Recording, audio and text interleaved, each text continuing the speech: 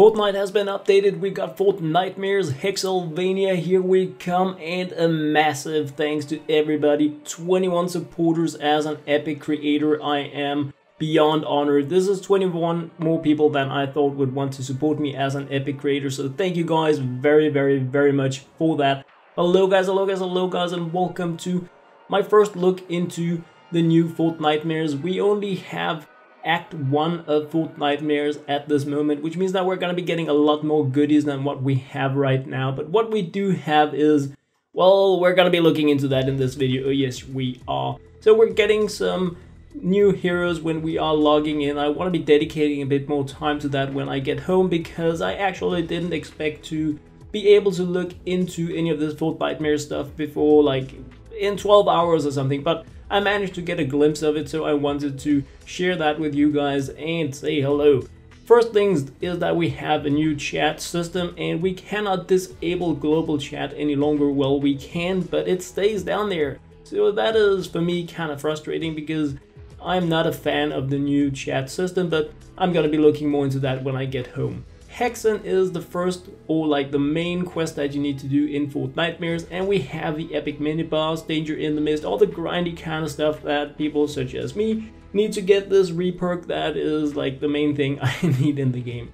Got a daily quest for ninja, which means that I went into Hexen and played that as a ninja. Have a new social menu. I'm gonna be digging into that when I get home as well, but for now I wanted to go in and just check out what we have. We have new armor slot tokens, we have super shredders, which are pretty cool, really good weapon. Again, this is like a slug sniper. We have a survivor that I bought because always good, and we don't have anything new in the weekly items, but we will have that in, well, as you can see, 14 hours from the time the servers came back up. So bought myself a survivor, and then I kind of wanted to look a little bit more into what we have, because I did have some llamas that I could open. I decided to go and just bash what I had. I haven't been opening any of my login rewards, any of the upgrade llamas I've been getting, all that kind of stuff. Been saving them up because I wanted to rake in any type of tickets that I might be getting for the Fortnitemares event. And as you can see here, we are getting candy. Yes, because it's trick or treat Halloween style, so you're gonna be getting these 50 candy for opening a normal upgrade llama, costing 50 V-Bucks, so it's a 1-to-1 ratio, and the new Fortnitemares llamas cost 500 candy. But fear not if you don't have any V-Bucks and you don't want to be like burning your bucks or that kind of stuff, because Fortnitemares is one of the events that's gonna be giving you beep loads of candy. And at the end of this video, I'm going to be going through the updated questline after completing the Hexen, because I'm just going to briefly go through that initial one.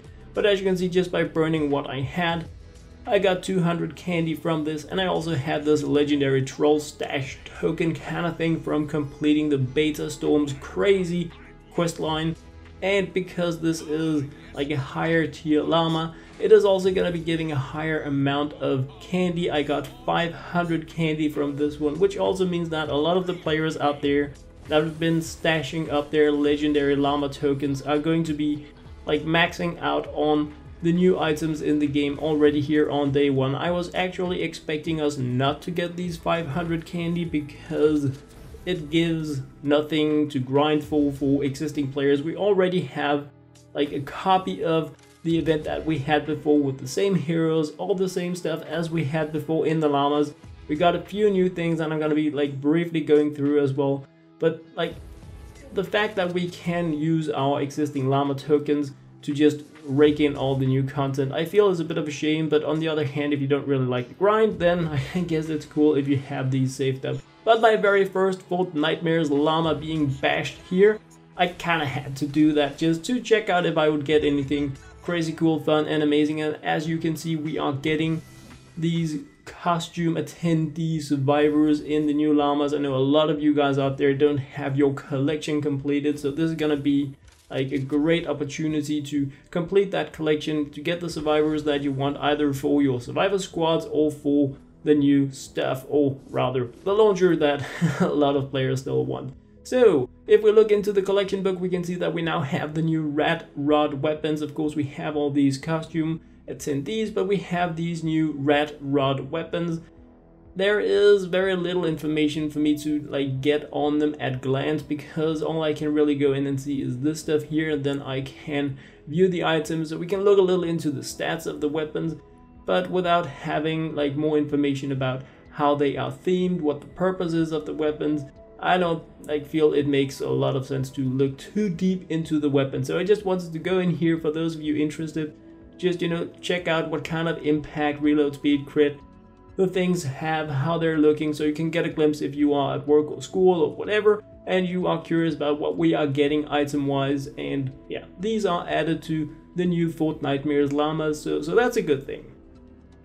As like a pretty hardcore grinding player, I expect to have most of these weapons like probably before the weekend, because we have a lot of freebie candy to be earned by completing the missions. Gonna be going through that in a bit of a like split second, because I just wanted to go into this one as well, preview it, so you can see this is actually like the snipey. And I mean, most of these weapons, they look kind of cool, but I'm not entirely sure like if they're gonna be adding anything new to the game. But like 75% critical hits on this one, pretty decent range, good ammo size. But anyway, Hexylvania is a new place on the map. As you can see, it is power level 76 for me. This scales with your game progression, so depending on where you are in the game, that type of difficulty is what you're going to be seeing in Hexylvania, and 76 is the top one. We have this new amazing lobby, which isn't new, it's like a repeat from last time, but I think it looks absolutely amazing. I decided to go in with my harvester because my daily quest is play with the ninja, so I decided to do that and put in Thunder Strike as my tactical. Even though playing power level 76 is beyond easy, there is no in-game content in this here, but I wasn't really expecting that because it's one of those pretty casual things. When you start up the Hex and Mist quest, you are asked to go scout the map, and what you're gonna be having is like an indication on your minimap on where to go. You need to go to that location and move around, scout the area. Ray's gonna have some cool, fun, amazing things to tell you. And then we have this stuff here, a return from Lost as well, where you can open these coffins which spawn these mist monsters that give you presents when you take them out. It is an amazing source of loot for, again, progressional players. Because we're capped at power level 76, it won't be giving much. But we have the most amazing map we have had in Fortnitemares, yeah. In Fortnite, I feel so. Hexylvania is beyond amazing. The theming is superb. I really enjoyed playing this when we had the event the last time, and I'm gonna be looking very much forward to digging into all of the like cool Easter egg kind of things once again. You're set to explore 3 things. You go into like the cave, you check out the castle, there are some mansions, and what you're gonna be doing, and this is like if you're gonna be soloing these, keep in mind that when you explore the last position here, at some point when you've been down in the basement, you're gonna be asked to deploy a sensor array, which means you're gonna be deploying 4 sensors, and with anything else in Fortnite where you deploy something, especially 4, you're gonna be defending them. So you may want to do yourself a favor and just slap around the pyramid once you put them down there if you want to. This is pretty much a category 4 storm that you are like playing in Hexylvania within one of the castles, catacombs, wherever it may be on the map. But you do not need to build the defense for them as you deploy the first ones, but you may as well do it, I feel so anyway. But when you put down the last one, as soon as you deploy the last one, you get a 5-minute countdown before the attack, and this is of course your like defense part of the game. I expect that most games that are going to be playing multiplayer wise are going to be crazy. People go in, deploy them, start it right away, because you have an 8-minute battle. Pretty easy tank and spank kind of battle if you are like above the power level of the map.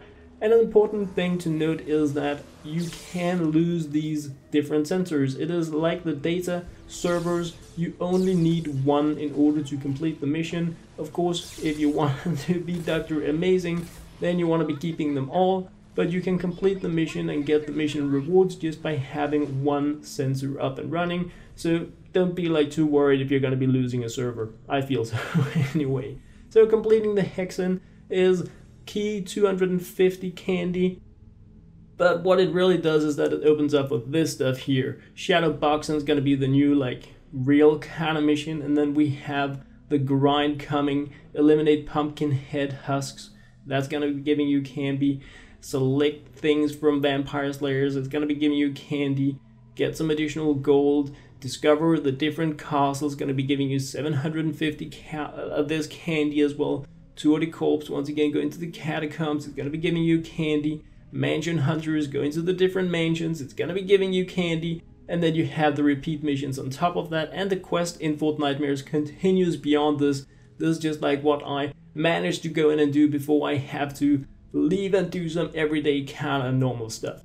And you can also earn tickets by completing mini boss missions in like normal gaming, which is pretty cool. So there is a lot of freebie candy up for grabs. You can take part in the event and grab it, or just play mini boss missions to rake in that candy as well. That was pretty much what I had to share in this video, guys. I hope you enjoyed. As always, thank you very much for watching. Put it down there. What do you guys think about like the introduction of Act 1 of Fortnitemares? Are you happy about the new social changes, the new chat options, about the new items in the llama? Do you have everything from the last event like me, or are you just super curious about digging into the new stuff that has arrived? As always, guys, thank you very much for watching.